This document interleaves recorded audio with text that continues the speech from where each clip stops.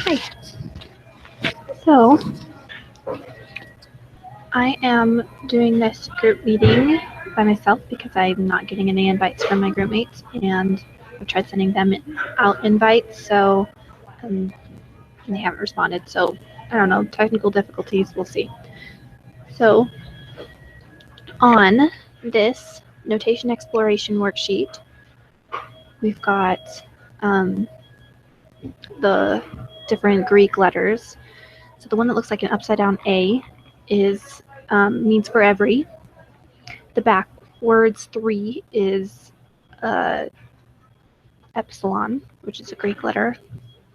The backwards E means there exists. Delta, or that little D looking thing, is delta, the Greek letter. And then another backwards E looking thing is a such that. So in my picture looks something like this.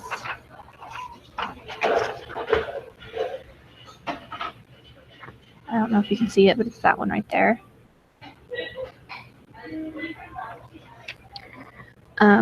Number 2, what does the absolute value of f of x minus L is less than sigma refer to in the picture above? That's basically the distance from the y values and the limits, and they have to be less than the interval sigma, or has to be within that interval sigma. The 0 is less than x minus a is less than delta, or absolute value of x minus a, refers to the distance from the x values and a, and they need to be between 0 and delta.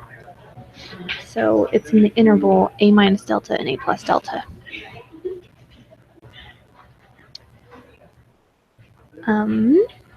How do you read the limit as x is approaching a of f of x of L? What does it mean? Draw a picture. So it just means that it's approaching it from the right side to L. And here's my picture. There's also my picture for the left side too.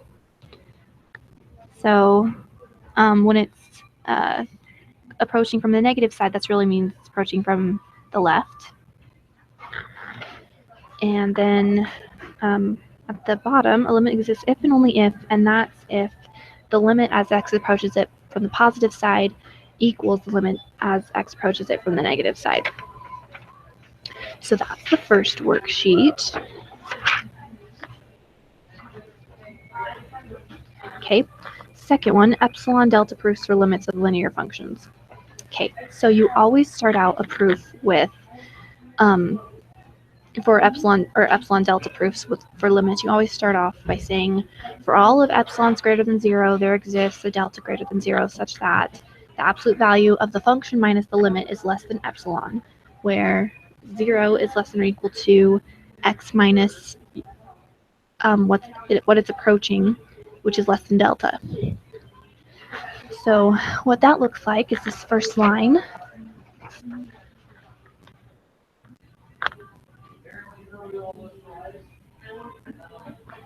And as you can see, after that, I have plugged in the function for f of x, and I've plugged in a for a, or I guess it's 3 for a.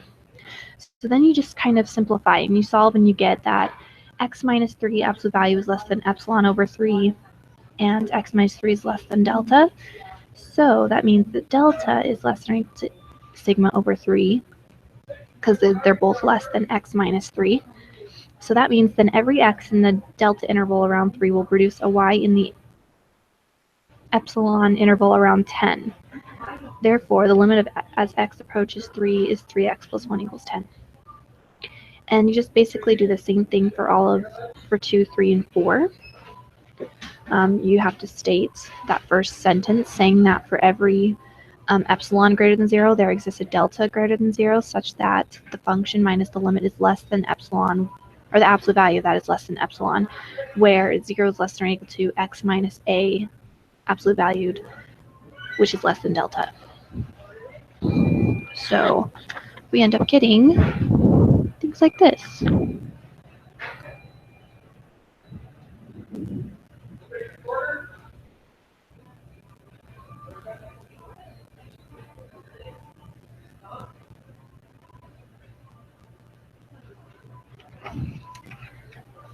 Okay, so on number 2, you could see that x minus 1 was less than epsilon over 2. So delta was less than epsilon or equal to epsilon over 2. Number 3, x plus 2 was less than epsilon over 4. So that's what delta is less than or equal to. On number 4, x minus 3 is less than epsilon over 2. So delta is less than or equal to epsilon over 2. So those are my answers for the activity. And hopefully next week my group members and I will be able to connect. Thanks. Let me click on the links.